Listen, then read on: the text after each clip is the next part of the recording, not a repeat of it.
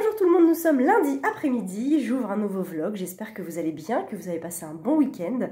Moi j'ai passé un très bon week-end parce qu'en plus hier c'était le début des festivités pour Noël en fait, puisque c'était le premier dimanche de l'Avent et que nous on a tendance à faire le sapin le premier dimanche de l'Avent. Donc vous avez pu voir des petits plans de notre petit sapin et en plus c'est chouette parce que c'est le premier Noël où notre fils a vraiment conscience de Noël, donc ça c'est chouette. Et voilà, c'était trop bien, on a fait des petits gâteaux, on a fait des petits sablés à la cannelle, j'en ferai plein d'autres, cannelle, chocolat, je vais essayer de faire des trucs, on va en donner aux copains, aux collègues, aux maîtresses, à tout le monde, voilà, ça va être chouette.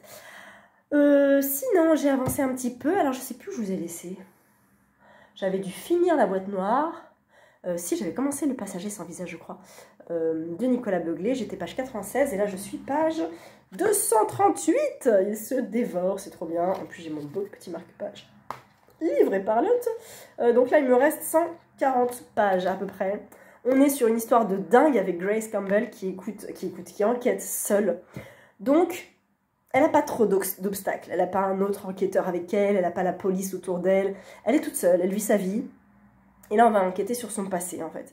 Donc on sent qu'il y a vraiment un lourd passé qui a fait très très mal. Et elle va enquêter là-dessus, on va découvrir des choses atroces, des choses hyper intéressantes. Et encore une fois, Nicolas Beuglet a cet art de raconter, d'aller direct dans l'action, ça commence tout de suite. On n'a pas de description inutile, il va dans le vif du sujet. J'adore ça, franchement c'est hyper efficace. Je suis totalement fan, donc voilà, trop bien. Et après ça, voilà.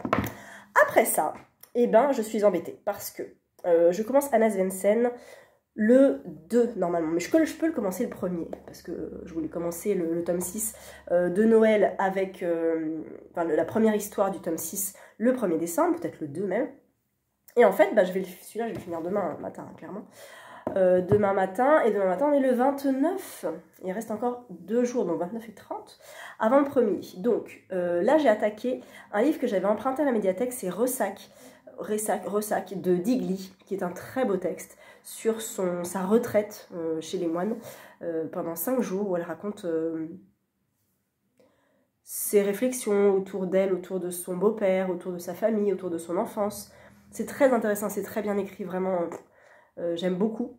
Et donc, ça c'est mon livre de chevet. Je vous retrouve un petit peu plus tard parce que j'ai eu un coup de fil et j'ai pas eu le temps de terminer ma phrase ni de terminer ma vidéo parce qu'après j'ai dû partir au boulot. Donc voilà, je suis arrivée au boulot. Je vous disais donc que j'ai commencé Ressac de Digli, que ça se passe très bien, que c'est très bien écrit, que ça va être mon livre de chevet qui va me durer probablement jusqu'à la fin de la semaine puisque je dois le rendre à la médiathèque le 10 décembre. Donc j'ai encore quelques jours. Donc, je sais que ça fait 3 semaines que je dis ça, soit je finis le Tueur de... Non, de fièvre et de sang en papier, là il me reste 2 heures, 2 heures et demie, un peu plus de 2 heures et demie à écouter, en sachant que je ne prends ma voiture que le lundi, et que la semaine dernière j'avais fait 1 heure de ménage, mais je ne l'ai pas fait je l'ai fait cette semaine, mais j'ai pas écouté le livre audio.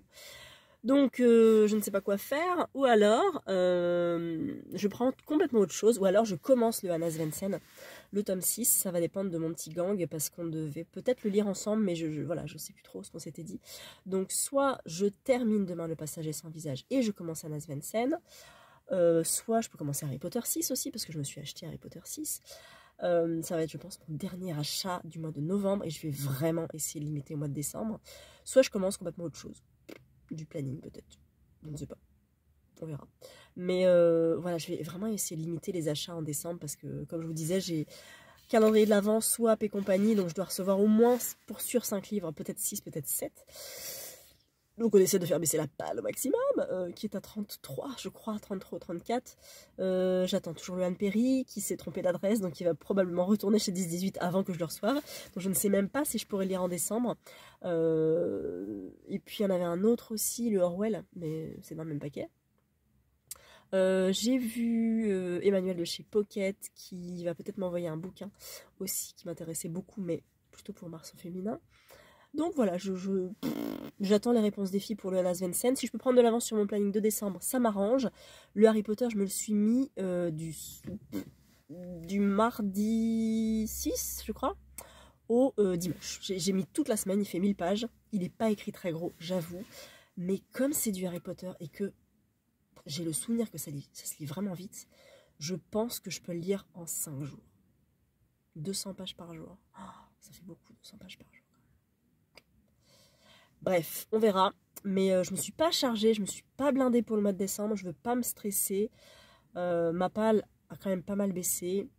J'ai lu plus de 130 romans cette année, donc c'est quand même énorme. Donc voilà, j'y vais sans stress. C'est juste du plaisir de dire, tiens, allez, je prends de l'avance. Juste, je prends de l'avance. Mais je veux pas prendre de l'avance en me mettant la pression. Donc voilà, là je vais aller bosser et je retrouve Sir Cédric en audio ce soir. Alors c'est étonnant parce que, enfin c'est étonnant, il y a un vrai parallèle entre Eva Svarta de Sir Cédric, l'héroïne principale de Fièvre et de sang, et Grace Campbell, l'héroïne du Passager sans visage. Parce que là on est vraiment dans le passé des deux héroïnes. Donc j'essaie de pas me mélanger, d'être vraiment attentive, mais il y a des similitudes. Alors je m'attendais pas à ça, mais en tout cas c'est génial pour les deux. Donc grand plaisir d'écouter et de lire en ce moment, et ça c'est trop bien. Pas de déception. J'en ai une récemment, ouais, je pense. Mais là, comme ça me vient pas. Enfin, voilà. Toujours plaisir de lecture. Et j'ai vraiment pas envie de me prendre la tête si maintenant un bouquin ne me plaît pas.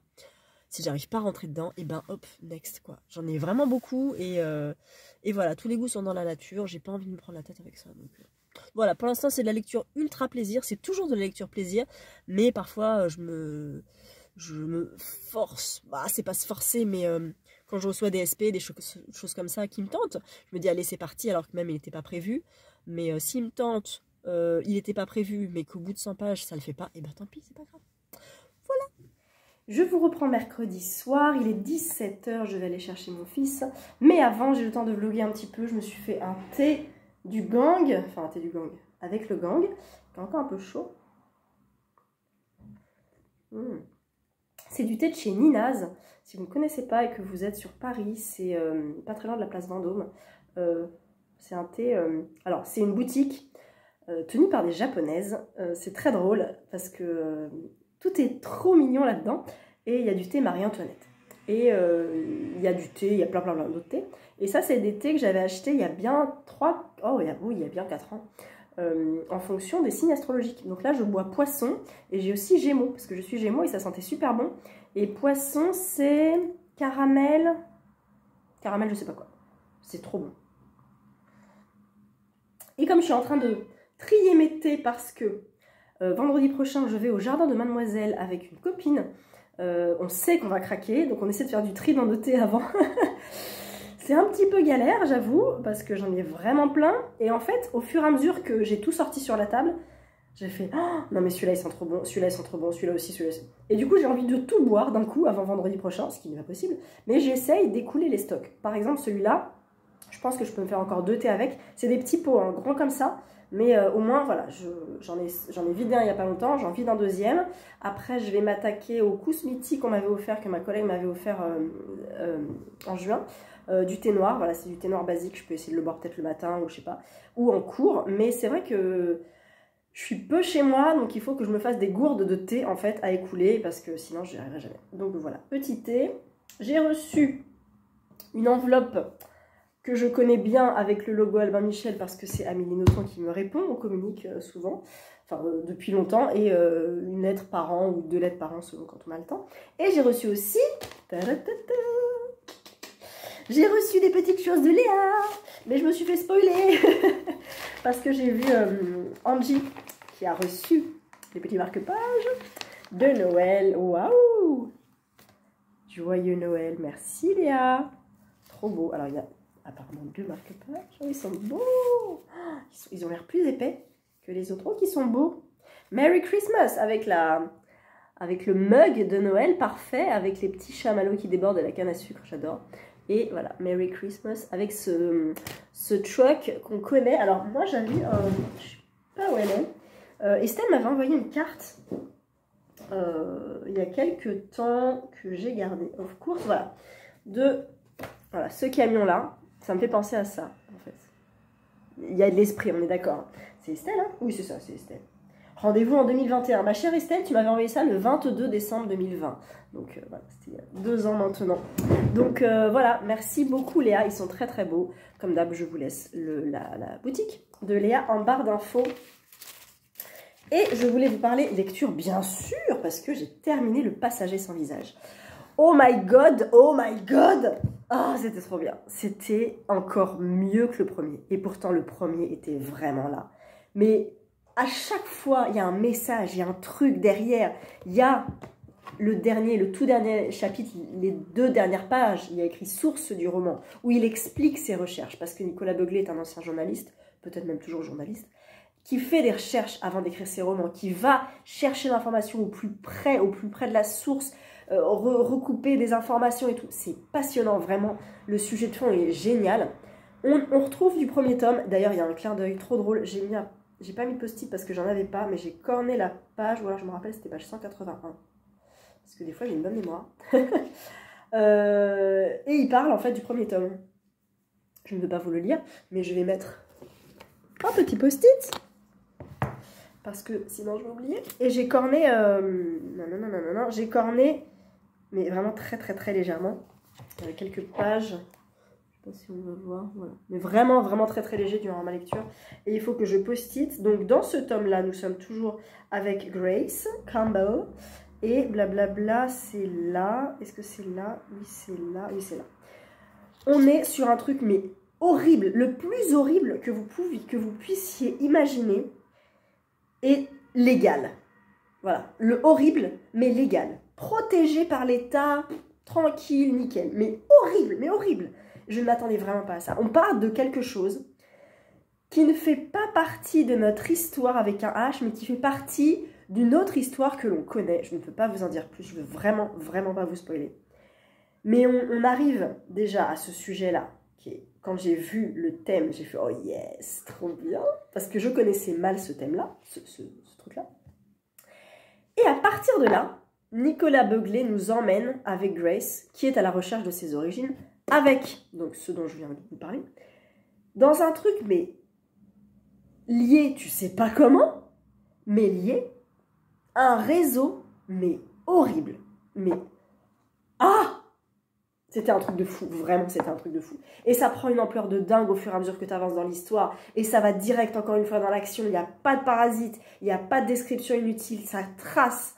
Il y a peut-être des ficelles un peu faciles parce que Grace enquête seule et qu'elle n'a pas vraiment d'obstacles. Peut-être qu'elle va un peu vite sur les lieux, c'est un petit peu facile, mais bordel, qu'est-ce que c'est bien.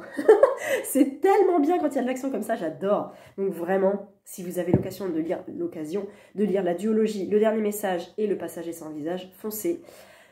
À la fin, le dernier mot nous fait dire ta-ta-ta-ta-ta-ta. Ah bon? Et on veut lire la suite. Parce qu'il y a une suite. L'archipel des oubliés. L'archipel des oubliés est un tome particulier qui va être du coup la suite de ça, mais aussi autre chose. Parce qu'il va y avoir autre chose. Je ne veux surtout rien vous dire. Si vous n'êtes pas au courant, tant mieux. Si vous êtes au courant, vous savez de quoi je parle. Vous savez comment se termine ce tome. Et vraiment, c'était un coup de cœur énorme. Donc, je suis trop contente. Vraiment, vraiment trop contente de l'avoir lu. Et je vais mettre un post-it là parce que je vais oublier. Il faut que j'en mette d'autres encore, plein, parce que c'est trop bien. Il faut que j'en parle à l'auteur à chaque fois. Mais je lui en avais déjà parlé au Quai du Polar. Je lui avais dit, mais comment vous faites pour atteindre ces sujets-là? Mais... pourquoi vous et pourquoi personne l'a fait avant en fait, parce que il pointe des trucs trop bien, vraiment vraiment trop bien. Donc je pense que je vous ai donné envie de le lire, j'espère en tout cas. Commencez par le dernier message. Et toute autre chose, je suis ensuite partie avec Meurtre et biscuits au sucre, qui est le tome 6 des aventures de Anna Svensson et qui comporte 2 tomes à l'intérieur du tome. Le tome 2, je l'avais mis, il est page 255, 53. Et moi je suis au chapitre 14 avec le petit marque-page de Piketty, Steph de Piketty, Merry Christmas, ça y est, j'ai sorti une marque-page de Noël. Je suis page 173, donc il me reste finalement pas grand-chose, moins de 100 pages pour la première nouvelle. Je voulais lire la première nouvelle en début de mois, donc j'ai commencé un jour avant, et la deuxième nouvelle en fin de mois, donc j'essaie de me garder la deuxième pour fin décembre, en sachant qu'elle est plus grosse que la première, et qu'elle fait... Ah bah non, 250 pages. Non, ça va en fait. Ouais, ça va. Donc, on est avec Anna, on est dans une soirée de Noël un petit peu avec plein d'invités, tout ça. Et il y a un meurtre, bien entendu. Andrea est là, Mike est là, Norman est là, la mère d'Elores est là, tout le monde est là. Ça suit un petit peu le même chemin que d'habitude, même si, bien sûr, il y a des chemins différents. On retrouve un petit peu la trame qu'on connaît. C'est toujours plaisant, c'est toujours sympa, c'est toujours cocooning, on est bien. Voilà, moi j'aime beaucoup Anna, j'aime beaucoup l'ambiance. Et j'ai toujours plaisir à retrouver ces personnages, Lake Eden, tout ça. Et les petites répliques un peu cinglantes. Et je me dis qu'en série télé, ça doit être trop bien, parce que je sais qu'il y a la série télé qui était sortie. Voilà, on est bien avec Anna, donc c'est toujours très plaisant. Voilà, pour ce qui est des lectures. Qu'est-ce que je voulais vous dire d'autre? Je me garde ma petite Amélie Nothomb en lettres pour moi, je vais l'ouvrir là. Et j'essaie de vous reprendre demain matin. Je pense que demain je l'aurai fini. Et après ça, après ça, j'attaque la pavasse de l'année, Harry Potter 5 et l'Ordre du Phénix. Donc voilà, il est gros, il est tout nu, je déteste ça. Il fait plus de 1000 pages, il fait 1030 pages. Et il n'est pas écrit très gros. Voilà, je m'attendais à quelque chose de, je sais pas, plus jeune. Enfin, c'est jeunesse, hein, ça va se lire vite sûrement. Mais voilà, donc à transporter dans les transports, oui, ça va être pratique. Je vais mettre une pochette à livres ou au moins un protège-couverture pour qu'il soit un petit peu plus cartonné. Et le mettre bien dans mon sac ou limite le garder sous le bras pour ne pas l'abîmer, surtout pas. Alors je suis deg parce que cette couverture-là, moi j'ai pas les 4 premiers dans cette couverture, j'ai avec, vous savez, le Harry Potter comme ça, mais Harry Potter, un petit peu en relief, argenté, je sais pas si vous voyez, c'est l'édition d'avant en fait, mais qui ne se fait plus, voilà, parce que j'ai attendu trop longtemps avant de lire le 5, donc bah tant pis, ça fera pas pareil le dos, mais c'est pas grave. On m'a dit que Harry était insupportable dans ce tome apparemment, mais que la suite était beaucoup trop bien. J'ai hâte parce que quand même il s'est passé énormément de choses dans le 4 et le 5 il se passe aussi beaucoup de choses. J'ai très très grosso modo le film dans la tête, je vais essayer de m'en détacher même si les lieux vont m'aider en fait visuellement à me repérer dans le bouquin je pense, et les personnages aussi. Et puis Dolores Ombrage, que je vois actuellement dans The Crown, la dernière saison, qui me trouble très très très fortement. Je n'arrive pas à me dire que c'est la reine d'Angleterre. Pour moi, c'est Dolores. Je fais un blocage sur la reine d'Angleterre dans The Crown saison 5. Ça ne marche pas pour moi. J'arrive pas. Diana, ça va. C'est celle qui passe le mieux, je trouve. Le prince William n'a aucune ressemblance avec le prince William. Et puis pour les autres, bah, la sœur de la reine, j'en sais rien. Voilà, mais... J'ai vraiment un problème avec cette dernière saison de The Crown. J'accroche moins. En plus, c'est lent, de base, c'est lent. Et ouais, Dolores Ombrage, quoi, je peux pas. Je ne peux pas, voilà. Donc, prochaine lecture, fin de lecture, première nouvelle. Et je serai en avance sur mon planning de lecture de décembre. Donc, no pressure. Mais j'ai aussi Ressac de Digli. Et puis, quelle heure il est ? Ça va. Et puis bah, de Fièvre et de sang à finir de Sir Cédric toujours parce que j'ai avancé en voiture lundi toujours aussi bien, ça part dans le fantastique, ça part, ça y est, ça waouh. Et puis en plus avec les narrateurs différents, ils prennent des voix différentes aussi, la musique est très oppressante, c'est flippant. Ça part dans le fantastique, je suis Sir Cédric, je suis les yeux fermés, il n'y a pas de problème. J'adore ce qu'il fait, que ça soit fantastique, réel, peu importe. Je prends et j'aime vraiment, vraiment beaucoup. Donc je ne sais pas où ça peut aller. Je sais que c'est le premier tome d'une saga, donc je prendrai probablement le deuxième tome, peut-être à sa mort. Parce qu'entre temps, je vais lire La Saignée que je me suis programmée pour février, je crois. Peut-être janvier. Mais voilà, au moins j'en aurai un de plus à lire. Et comme ça, à sa mort, je peux prolonger cette saga, mais je me demande si je la prendrai pas en audio directement. Parce que là, finalement, je le lis pas. Enfin, je le lis pas. Je l'écoute. J'ai la version papier, mais je l'écoute. Donc, je sais pas trop comment faire.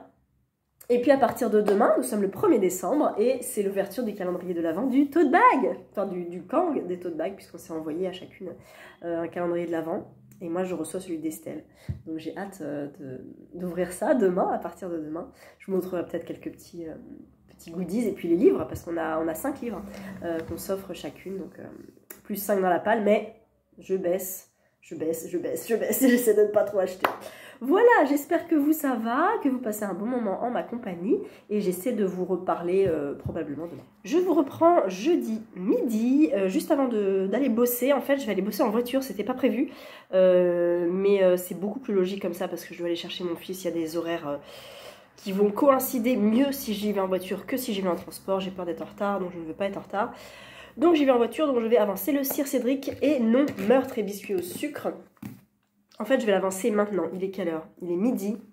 Je pars dans 45 minutes. Je peux avancer de quelques pages, Meurtre et biscuits au sucre.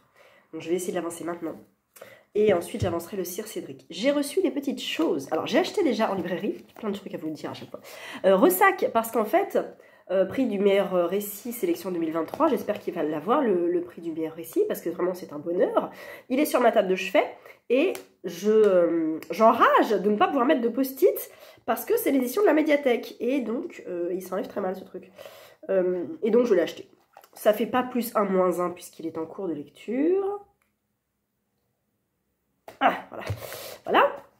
On enlève le bandeau et on a cette jolie couverture qui a sûrement une signification avec cette clé, ce coquillage, cette lune, ces feuilles. Voilà, je ne sais pas ce que c'est, peut-être que Digli l'explique. Mais en tout cas, c'est un vrai plaisir à lire. Donc voilà, j'en suis où? Je dois être à vendredi peut-être. Je sais plus. Non, même pas. Bon.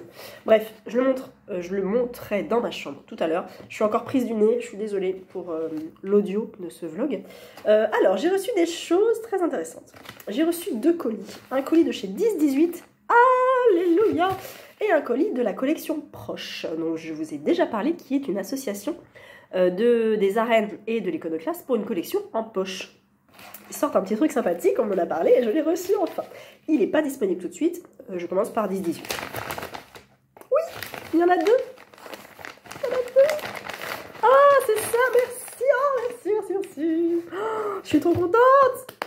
Ah, merci, merci, merci Adeline. Anne Perry, l'étrangleur de Cater Street, il est trop beau. C'est l'édition de Noël. Regardez comme il est beau.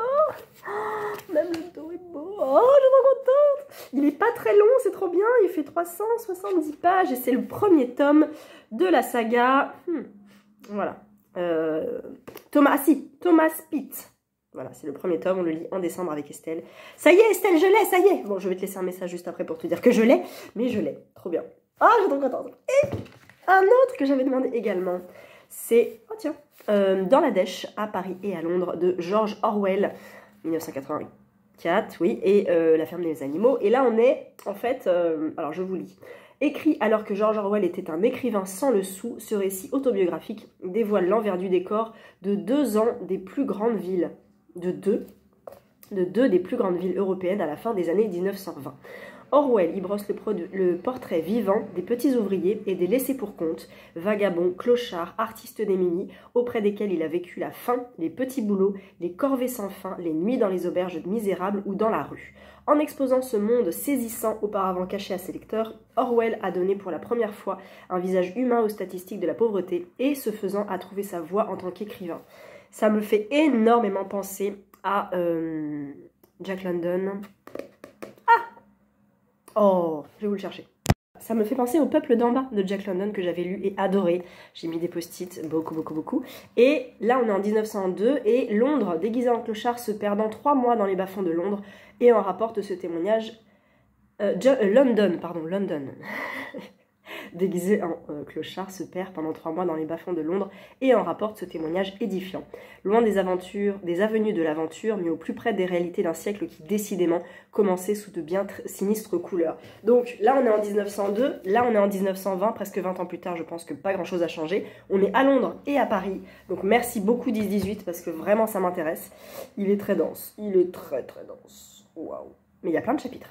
Les chapitres sont courts. Il fait moins de 300 pages. Il y a plein de pages blanches à la fin. Et il y a 38 chapitres. Donc voilà, ça fait 10 pages par chapitre. Merci beaucoup. C'est une réédition, je pense. Et top. Top. Donc vraiment, merci beaucoup 10-18. Et si vous n'avez pas lu encore Le Peuple d'en bas, lisez Le Peuple d'en bas. Lisez Jack London, absolument. Lisez Martin Eden. Voilà, donc ça c'était bon. Et la collection Proche m'a envoyé un petit carnet qui est donc en vente, en lien, en association avec la papeterie Tigre, avec le papier Tigre. Un petit carnet qui nous dit on a tous besoin d'un proche. Alors, merci beaucoup. Voilà, c'est un carnet de lecture. Une surprise se cache dans la pochette noire pour continuer à prêter tes livres sans les perdre. Il y a une pochette noire. Oh, yes! Oh, mais c'est trop bien! Oh, ça, c'est trop bien. Voilà.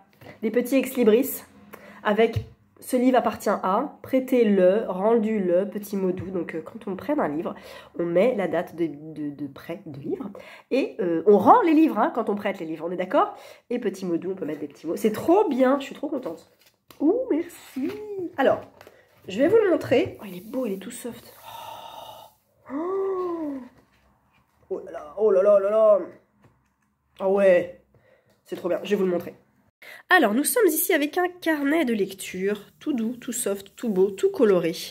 Donc, que vous trouverez sur le site de la collection Proche, je crois, et le site Papier Tigre à partir de lundi. Donc, vous voyez ce vlog en général le week-end.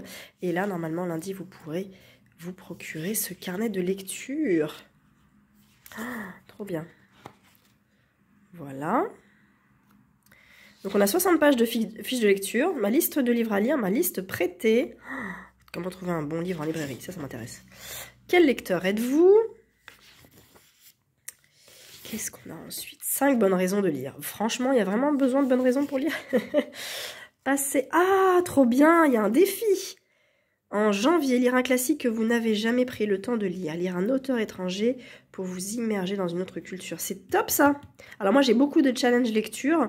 Mais c'est cool. Et alors, ce qui est encore plus cool, c'est que j'arrive à la fin de mon carnet de lecture. Donc, il est très probable que je commence janvier avec ça. Trop bien. Je cherche un livre pour plonger dans l'inconnu, pour ouvrir en société, pour m'émouvoir, pour faire du bien. Ok, ok, ok. Je pense que là, on est sur des titres. Ah, ok. Ah, c'est trop bien. Mon portrait en quelques livres. Alors, les fiches de lecture se présentent comme ça. Il y a un index, donc, où on a soit... Alors, 60 livres, pour moi, c'est pas beaucoup parce que j'en lis 130 par an. Mais ça peut me faire une partie de l'année. Ça peut me faire la moitié de l'année. Ou ça peut me faire une liste de lecture à thème. Ça peut être genre tous les Kings ou tous les classiques, ou etc. Ça peut être une liste à thème. Donc voilà, le titre, auteur, autrice, le genre, la date de lecture, la durée de lecture, très intéressant. Première phrase du livre, pas mal. Nouveau mot découvert, pourquoi pas.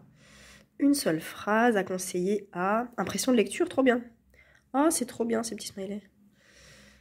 Contexte, ok, note de lecture. C'est bien ça, parce que des fois, j'aime bien, moi, quand je lis un livre, je me rappelle peu de la fin. C'est mon problème. Et parfois, quand je repense à un livre, je me dis, mince, j'aurais dû noter la fin. Donc, il n'est pas impossible que sur ce genre de carnet-là, j'écrive la fin des livres pour m'en rappeler. Et du coup, les impressions de lecture. Voilà, donc là, il y a 60 pages comme ça. C'est un peu le cœur du carnet. Voilà. Et on arrive à la fin. Voilà. Et donc, nous avons la pile à lire. Eh ben, il n'est pas impossible que ça rentre. Hein. 2, 4, 6, 8, 10, 12, 14, 16, 10. Oui, oui, oui. Toute ma palle peut rentrer là. Et ce qui est bien, c'est qu'après, je peux stabiloter peut-être les livres qui sont lus. Alors, j'ai déjà des carnets pour ça, mais pourquoi pas. Ma liste de livres prêtés. Je prête très très peu mes livres, mais j'en prête effectivement. Donc, je peux les prêter à rendus. À cocher s'ils sont vraiment rendus. Très bien. Et à la fin, donc, on a... Voilà. Collection Proche. Je vous conseille fortement d'aller voir Collection Proche. Et puis, bah, voilà. Papier Tigrane. Merci beaucoup. C'est de très bonne qualité. Et à la fin, donc il y a les petits, ce que je vous ai montré. Le petit ex-libris. Trop, trop bien. Et ça se détache. Et voilà. Ça m'a l'air d'être un petit peu en papier recyclé, tout ça. Regardez près de vous et partagez vos lectures inoubliables. Voilà. Et ben franchement, merci beaucoup Collection Proche, merci beaucoup Marion, merci Constance, et super, franchement, et même super idée de cadeau, parce que ça peut beaucoup vous aider. Alors moi je sais que j'avais partagé il y a peu de temps, justement mon carnet de lecture, je vous avais montré ça, et je vous avais demandé en story, alors c'était sur Instagram, comment est-ce que vous regroupiez vos lectures, comment est-ce que vous vous souveniez de vos lectures, est-ce que vous notez, est-ce que vous avez un fichier Excel, est-ce que vous avez des petites notes que vous glissez à l'intérieur des romans que vous lisez, et là je pense que ça peut du coup être une bonne alternative. Alors c'est un carnet souple, mais avec toutes ces lectures, il y a quand même 60 pages, c'est quand même beaucoup, donc franchement trop bien, merci beaucoup. Donc trop contente de ce carnet, merci infiniment, c'est tout doux. C'est tout doux. Alors je ne sais pas combien il va être, mais voilà, vous le verrez sur le site à partir de lundi, avec papier tigre, et donc la collection proche. Merci, merci, merci. Voilà, je vais aller lire Meurtre et biscuits au sucre, histoire de l'avancer. Quelle heure est-il? Je ne sais plus. 12h11, vite! Vite, vite, vite, préparer mes affaires. Et puis j'ai hâte de terminer Meurtre et biscuits au sucre, la première histoire, et de commencer Harry Potter et l'Ordre du Phénix. Trop contente. Trop bien en ce moment les lectures. Je suis dans une très bonne phase, c'est vraiment cool. Et j'avance bien comme je veux, j'ai du temps pour lire. J'ai surtout du temps pour prendre les transports pour le coup. Mais tout est bien. Tout est, alors, au niveau de les lectures hétérogènes, entre les lectures papier, lectures audio, tout ça, mais je ne me mélange pas. Là, je passe à de la jeunesse avec Harry Potter, c'est trop bien. Et ressac, là, un petit peu poétique. Et c'est top. Je suis vraiment contente. Je vais essayer de caser un livre qui n'était pas prévu, mais auquel j'ai pensé parce que je fais le challenge Une page de plus, qui s'appelle Quintapal, où on a un bingo, en fait, littéraire. Je ne sais plus si je vous l'avais montré. On a un petit bingo qu'on fait avec Héloïse de Hello the Jungle depuis le mois de septembre, qui dure jusqu'au 31 décembre. Et j'ai déjà rempli pas mal de cases, puisqu'il ne me reste plus que 4. Et en plus, là, Meurtre et biscuits au sucre, c'est ma case 61. Alors, il me faut encore un livre sur l'automne. On est en décembre, livre sur l'automne, j'en lis plus, je pense. Sauf, je peux mettre Harry Potter, parce qu'il y a une période en automne, je peux mettre Harry Potter. J'ai aussi le plus gros livre de ma palle. Tada! C'est celui-là. Ah non, j'ai les Somnambules, 1300 pages. Héloïse comprendra, je mettrai Harry Potter. Et le livre choisi par mon binôme, donc elle m'avait fait une liste de 3 livres. Il y avait Journal d'un écrivain, Filles, femmes et autres, et La brodeuse de Winchester de Tracy Chevalier. Et je vais prendre La brodeuse de Winchester, parce qu'il est possible que je sois en avance sur mon planning de décembre, et même si je ne veux pas me mettre la pression, je veux quand même sortir des livres de ma palle. Donc, tant qu'à faire, autant répondre au challenge. Donc, ça sera La brodeuse de Winchester. Voilà, je vous laisse, je vais lire, je vous reprends plus tard.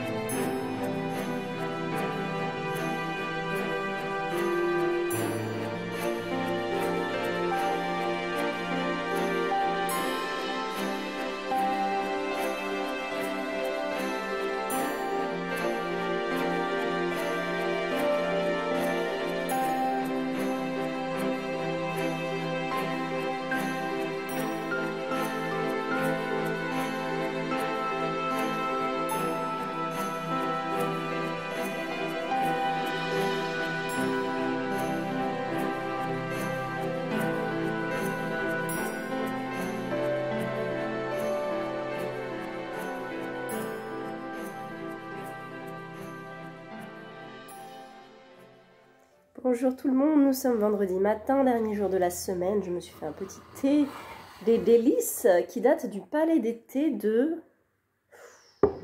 je dirais bien 2017 ou 2018. Hein. Voilà, on est sur un premier thé de Noël que j'avais goûté et que je trouvais très très bon, aux agrumes et au cacao. Et vous avez constaté que j'ai posé mon thé là-dessus. Merci encore Estelle, ça fait partie de mon calendrier de l'Avent. Ça vient de chez Senteur de livres, je crois.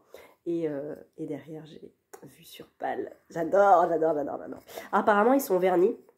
Donc, on peut poser sa tasse de thé dessus sans avoir de traces. Voilà, ça va plus être un élément de déco dans ma palle et dans ma bibliothèque que vraiment un repose-tasse. Mais en tout cas, merci Estelle parce qu'il est vraiment trop trop beau. D'ailleurs, on est le 2, il faut que j'ouvre mon calendrier de l'Avent aujourd'hui. J'ai commencé hier. Harry Potter et l'Ordre du Phénix, j'ai commencé, bien sûr, je suis page 15. Hein. Allez, plus que 1030 pages. Voilà, le pavé de l'année avec le canne-foulette que j'avais lu cet été. Et je me laisse plusieurs jours hein, pour le finir celui-là. Et si je suis en retard sur mon planning, c'est pas grave. Mais je suis contente de retrouver Harry Potter parce que dès le début, j'avais peur de...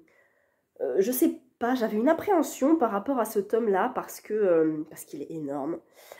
Mais on est après la coupe de feu. Donc, il y a eu un truc hyper grave et hyper important qui est arrivé.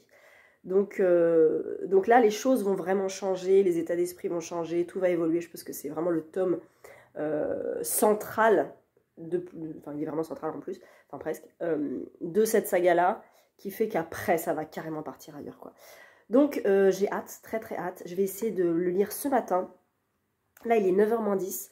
Je vais essayer de me faire 1 heure de lecture. Et puis après, j'ai un rendez-vous. Et cet après-midi, je vais faire un peu de shopping. Parce que ça fait longtemps. Et puis voilà. Parce que j'ai des chèques cadeaux à utiliser. Tout bêtement aussi. Je voulais vous poser la question de la semaine. Vous avez été nombreux à répondre la semaine dernière. Merci beaucoup parce que ça me fait toujours plaisir de découvrir les auteurs avec qui vous aimeriez parler, tout ça. Enfin voilà, répondre aux questions que j'ai posées. Donc cette semaine, je vous demande quel est le premier livre ou peut-être le seul livre qui vous a fait pleurer. Si il y a un livre qui vous a fait pleurer. Alors ça dépend de chacun, bien sûr, ça dépend des sensibilités de chacun. Moi, le premier livre qui m'a fait pleurer, c'est Le parfum du bonheur est plus fort sous la pluie de Virginie Grimaldi, qui est juste là-bas, qui est le premier Virginie Grimaldi que j'ai lu. Et il y a un lien très fort. Alors, vous savez quoi, je ne me rappelle plus de ce bouquin. Mais comme beaucoup de livres, je l'ai lu il y a plus de 5 ans, pour sûr. Donc, ça date. Et c'était pas ma came, en fait. On me l'avait envoyé comme ça, en service presse. J'ai fait... Ok, et puis pour moi, Virginie Grimaldi, voilà, ça faisait partie des feel good. J'étais pas du tout lectrice de feel good. J'avais lu Gilles Le Gardinier, que j'avais trouvé pas mal, mais voilà. Et là, quand j'ai reçu ça, je me suis dit, ouais, ok, merci, cool, très bien. Et c'était vraiment au début de Bookstagram, où j'étais sur Booksta. Et j'avais dit, bon, allez, on va le lire. Je l'ai lu dans la journée. Il fait 400 pages, plus de 400 pages.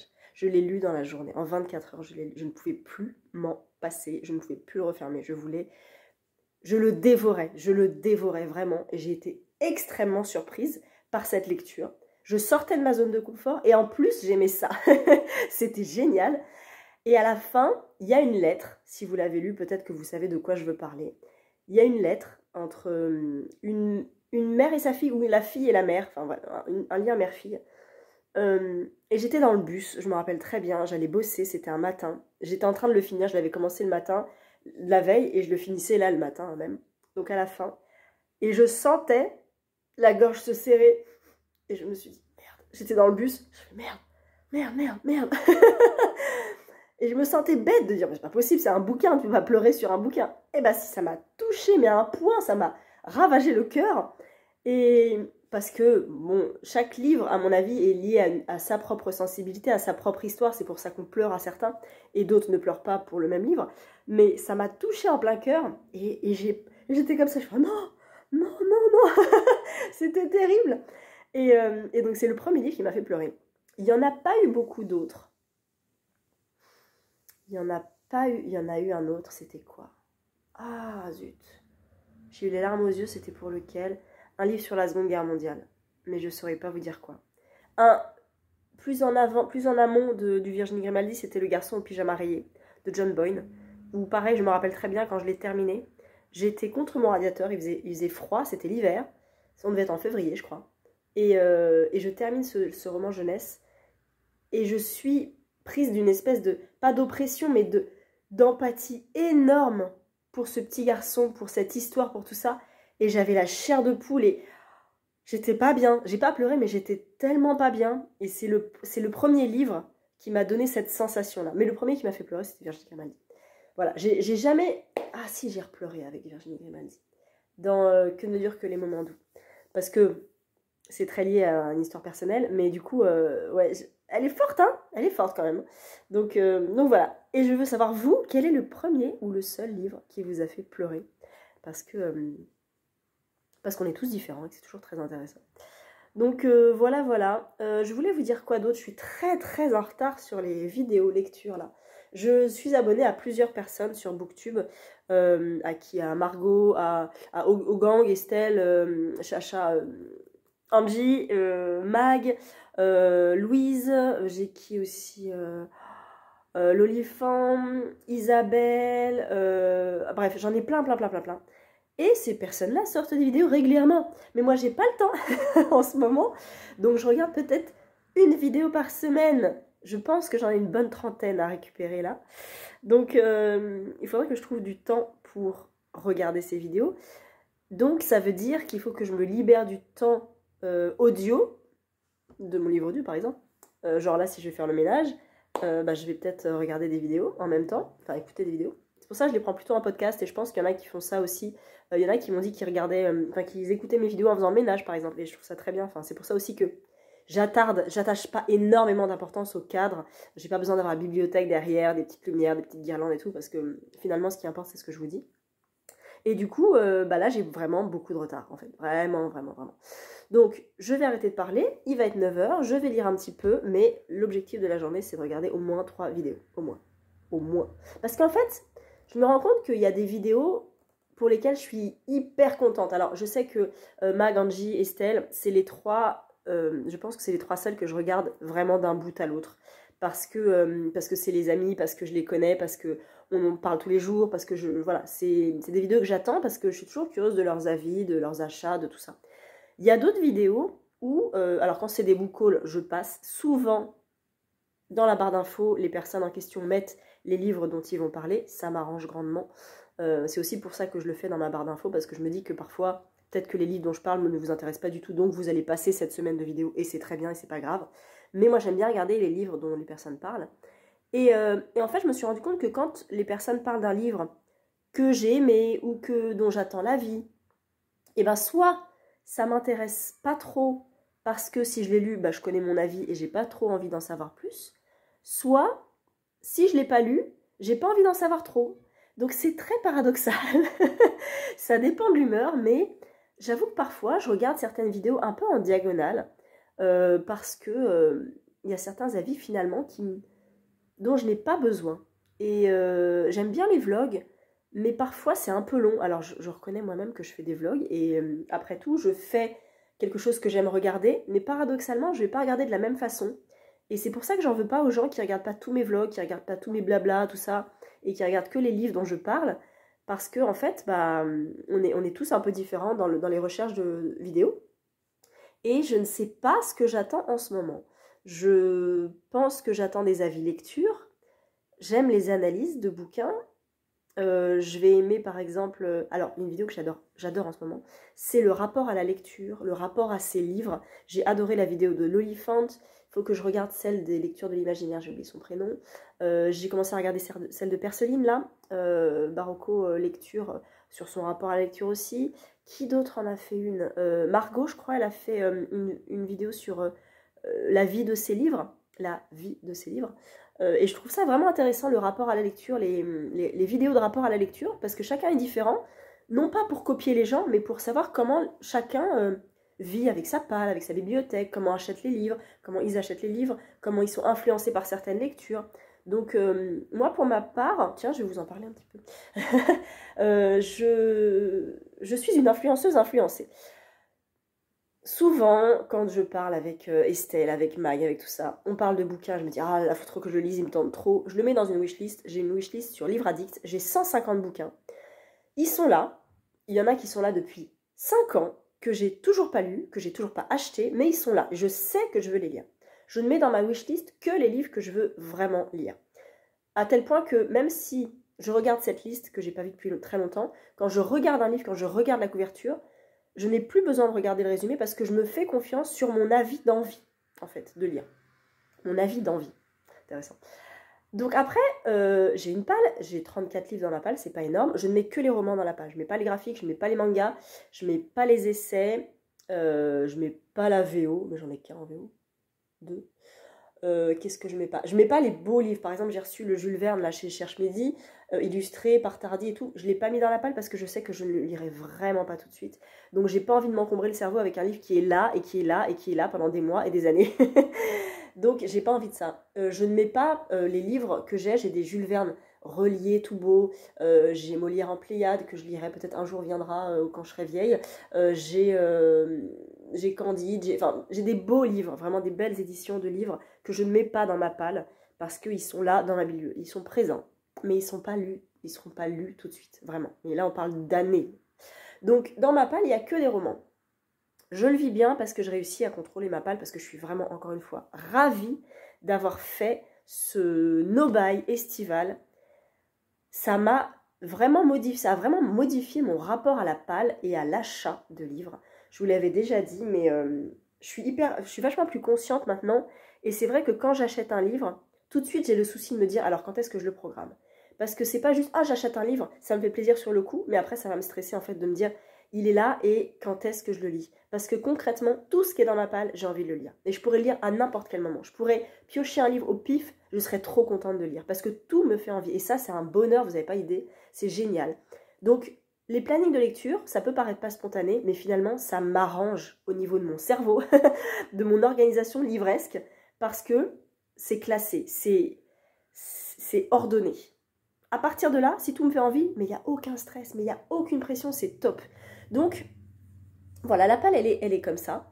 Et le rapport au livre, maintenant, je sais que je me retiens beaucoup en librairie parce que je pourrais tellement acheter un livre ou 2 livres par jour. Enfin voilà, j'ai pas de limite parce qu'il y a plein de bouquins qui me font envie. Il y en a plein qui sortent, j'en reçois aussi. Donc, c'est compliqué pour moi de ne pas être ordonnée et organisée dans ce contexte-là. Si je ne le suis pas, ça serait la panique à bord, quoi. Je pourrais avoir 150 livres dans la palle. Et je ne peux pas me dire « c'est cool !» Non, c'est pas possible. Donc j'ai un rapport à la lecture parfois un petit peu paradoxal, mais j'ai besoin d'être organisée. Ça fait presque 2 ans que je tiens un planning de lecture et ça me convient vraiment, vraiment parfaitement. Donc voilà, ce rapport à la palle, il est là. Mes livres, maintenant j'ai plutôt tendance à dire si je commence, si je lis quelques pages, quelques chapitres, ça ne me tente pas, je passe au suivant comme je vous l'ai dit. Après, j'ai aussi, je suis assez relou. J'aime bien qu'on m'offre des livres, mais j'aime cadrer les livres, enfin j'aime cadrer la personne qui va m'offrir un livre. C'est délicat quand quelqu'un arrive, je sais pas, un ami, et m'offre un livre. Il sait pas que j'ai une page Insta, il sait pas que j'ai un compte Booktube, il sait pas que j'ai une palle, il sait pas que j'ai une wishlist, et il m'offre un livre.